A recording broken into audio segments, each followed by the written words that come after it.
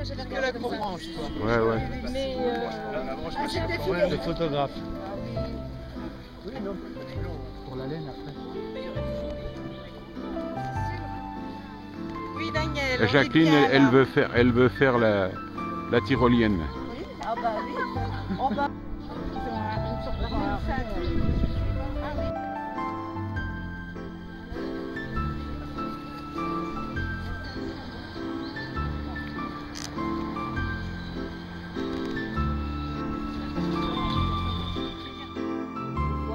C'est un bâtiment qui date de 1753 et on voit que c'est un bâtiment donc voûté à l'épreuve des bombes et on a encore les 3 imposants fours à pain où on fabriquait les pains, donc ils sont juste là derrière nous. Et pour fabriquer les pains, il fallait bien sûr de l'eau. Donc on prenait l'eau qui est dans une immense citerne d'eau donc sous nos pieds au sous-sol du bâtiment. Elle fait 1250 mètres cubes et on pouvait puiser l'eau directement. Donc on avait par exemple un puits ici, il y en a un dans chaque angle du bâtiment, donc on pouvait prendre l'eau directement. Une collection en fait qui a été créée suite à la passion d'un homme qui s'appelait Monsieur Jean-Pierre Zuccali. Donc c'était un passionné et il a collectionné donc toutes les pièces qu'on voit ici. Donc c'était une collection privée, ils en ont ensuite fait donc don à la ville et au décès du monsieur il y a 4-5 ans environ, la ville a racheté la collection pour éviter que toutes les pièces se dispersent à l'étranger. Juste ici, donc là c'est le lissage à froid. On utilisait donc les lissoirs, on trempait le tissu dans une solution de gomme et ensuite on passait le lissoir dessus donc pour l'étendre. Et les lissoirs, vous pouvez être en pierre, en bois, en argile. Et on a aussi ici un exemple de lissoir africain. Donc les personnes en fait mettent le tissu juste ici et ensuite elles battent avec les 2 lissoirs pour rendre le tissu le plus plat possible.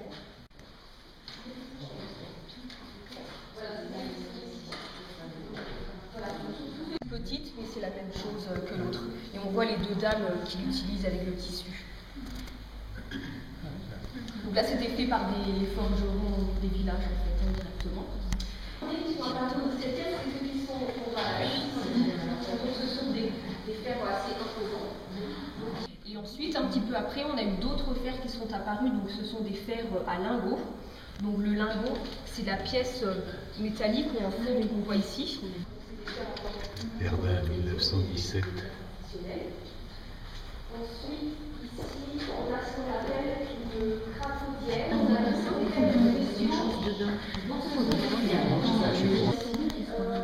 les fers à gaz. C'est comme si c'était ici. Donc c'est pour rendre brillant les vêtements. Donc on repasse.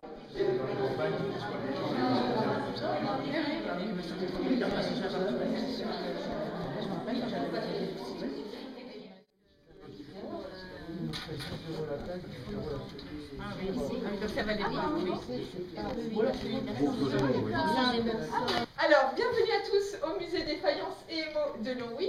Le bâtiment dans lequel vous vous trouvez et dont vous avez déjà exploré une partie, visiblement, en fait, c'est l'ancienne boulangerie militaire. Je ne sais pas si la personne vous l'a expliqué. D'accord, donc vous avez vu effectivement, tout à fait. Donc il y avait tout effectivement pour pouvoir faire le pain, y compris en cas de siège. Donc quand vous me disiez qu'on pouvait tenir un siège, effectivement, au sous-sol, au fond des bassins. Ensuite, au premier étage, là où certains ont entrevu mon bureau, était stockée la farine et ça permettait, en mêlant l'eau et la farine, de faire le pain pour le cuire dans les fours que vous avez pu voir au rez-de-chaussée, sachant que le bâtiment est totalement symétrique et donc vous avez les mêmes fours des 2 côtés. Alors, ces pièces anciennes, la plus ancienne, justement, c'est celle que vous avez ici, qui est la soupière de la Légion d'honneur. Oui, tout à fait. Donc cette soupière, elle a été réalisée dans le cadre d'un service produit suite à la visite de Napoléon à Longwy en 1804. Donc Napoléon, lui, était venu pour inspecter l'état des fortifications. Et en passant à Longwy, il a vu qu'on y produisait de la faïence de bonne qualité, notamment pour sa solidité, ce qui était appréciable pour des services destinés aux maisons de la Légion d'honneur, maisons où on éduque les orphelins ou les descendants de personnes ayant reçu cette décoration, qui sont donc des jeunes gens parfois un peu remuants, et avoir une faïence solide, ça peut donc être intéressant. C'était plus pour nous, non? Il faut bien penser que, toujours dans cette idée d'entreprise commerciale, dès qu'il y a besoin, on va chercher à là-bas. Donc à l'époque, il n'y a pas la roue, qui est aujourd'hui plus connu pour avoir inventé le motif de la vache qui rit. Donc Benjamin Rabier, c'est un illustrateur pour enfants très célèbre au XIXe siècle, et il crée par exemple donc, ses aventures de Gédéon, un petit canard à qui il arrive plein d'aventures avec les animaux de la ferme. Et pour le service pour enfants, service de toilette, comme les enfants n'ont pas toujours très envie d'aller se laver derrière les oreilles, et ben on va imprimer les aventures de Gédéon, un peu comme on trouve aujourd'hui Flash McQueen ou Dora l'exploratrice, que sais-je, sur les brosses à dents. À chaque déménagement, chaque changement que le mobilier de nous gouvernement. appartient. Sauf que la vaisselle, c'est embarque difficile chacun un de petit croire peu que ça quelque vous appartient. Et qu'est-ce qu'il va peindre par rapport à ce qu'il a déjà fait, ce qu'il lui reste à faire dans sa composition. Donc vous imaginez bien par exemple la difficulté pour pouvoir faire les petits frisottis que vous avez sur le front. Puisque là encore, il ne voit rien, il est simplement en train de poser des couches de boue.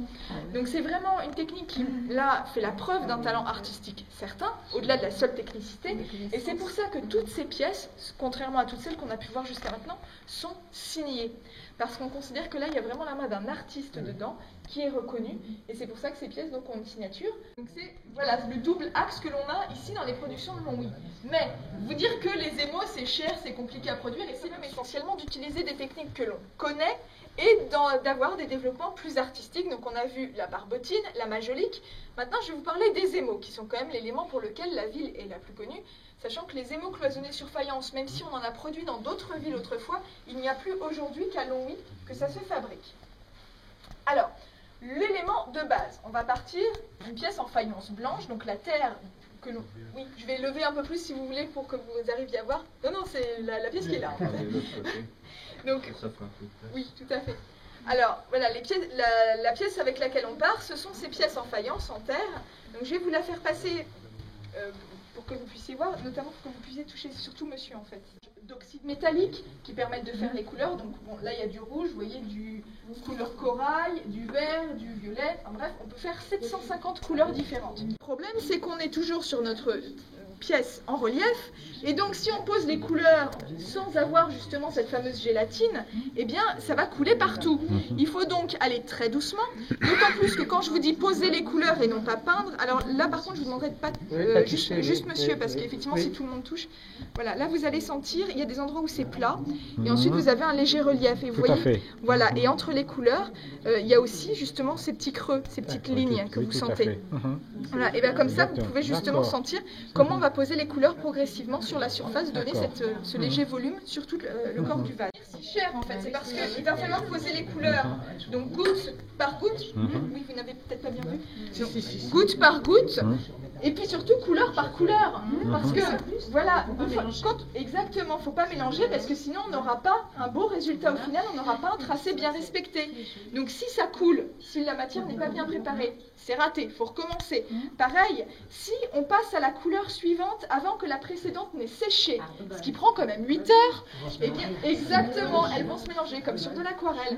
Donc on est obligé de poser une couleur, attendre 8 heures, poser la suivante, attendre 8 heures, poser la suivante, etc. etc. Retrouver la même chose que ce que vous avez touché sur la précédente, donc le même relief qui permet de constituer les motifs.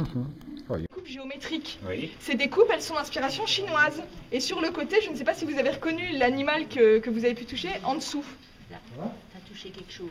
C'est quoi?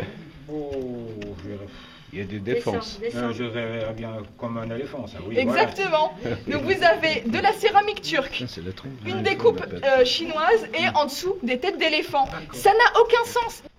Oh, pardon.